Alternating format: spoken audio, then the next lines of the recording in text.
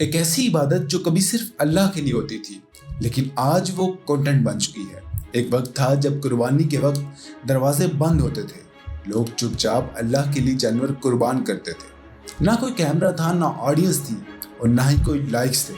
اور پھر ایک وقت آیا جہاں بکرے کا وزن اس کی قیمت سے کم امپورٹنٹ ہو گیا اور اس کی وائرل ویلیو زیادہ امپورٹنٹ ہو گئی۔ آج عید الاضحیٰ آتی ہے اور سوشل میڈیا بھر جاتا ہے، ہمارا بکرا آ گیا، 1.5 ملین کا دمبا، سنیمیٹک قربانی ولاگ، سلو موشن ویڈیوز بنتے ہیں، ڈرون شاٹس آتے ہیں، back ground machine, sponsor post, یہ سب سے سوشل میڈیا بھر جاتا ہے۔ اور عجیب بات یہ ہے کہ جس عبادت کا مقصد اپنی سب سے پیاری چیز اللہ کے لیے قربان کرنا تھا، اس عبادت کو ہم نے مونیٹائز کر دیا۔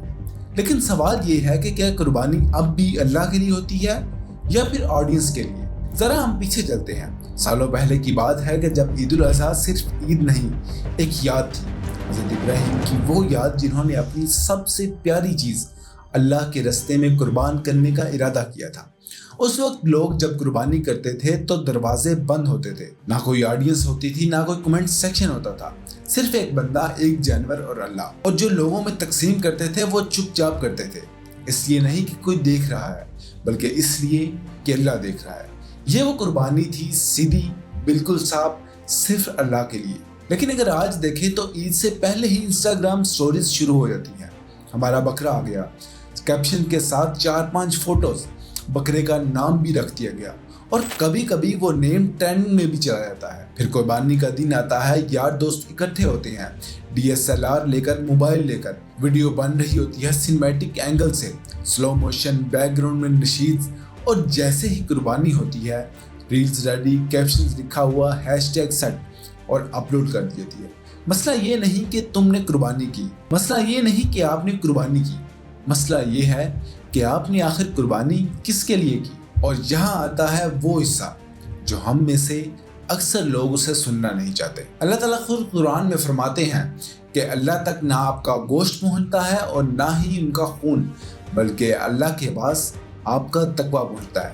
اللہ نے خود یہ بات بتا دی ہے، پھر بھی ہم آج قربانی کر رہے ہیں جس میں گوشت بھی ہے، خون بھی ہے، ریل بھی ہے، لیکن تقویٰ شاید کہیں نظر ہی نہیں آتا۔ امیر لوگ لاکھ کا جانور لیتے ہیں سوشل میڈیا پہ وائرل ہونے کے لیے، مڈل کلاس لے لیتا ہے اس لیے کہ سب کرتے ہیں تو ہم بھی کریں گے، اور کبھی کبھی غریب بھی جو افورڈ ہی نہیں کر سکتا وہ بھی کرتا ہے اس لیے کہ لوگ کیا کہیں گے۔ یہ قربانی نہیں رہی، یہ ایک پرفارمنس بن چکی ہے۔ تو سوال یہ نہیں کہ تمہارا جانور کتنے کا ہے، بلکہ سوال یہ ہے کہ جب تمہارا فون بند تھا، جب کوئی نہیں دیکھ رہا تھا، جب کوئی لائکس نہیں تھے، تب بھی کیا تمہاری نیت یہی تھی؟ قربانی کا گوشت صدقے میں دینے کے بعد کیا تمہاری سٹوری لگی کہ آج تم نے اتنے غریبوں کو کھانا کھلایا یا چھپا دیا گیا؟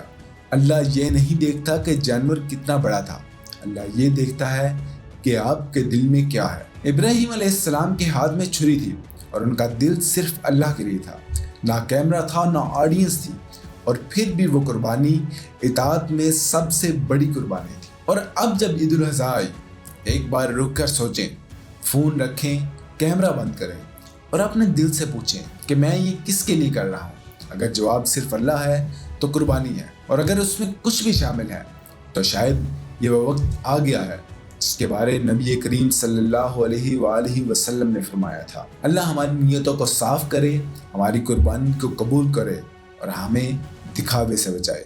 امید ہے کہ آپ کو ویڈیو پسند آئی ہوگی۔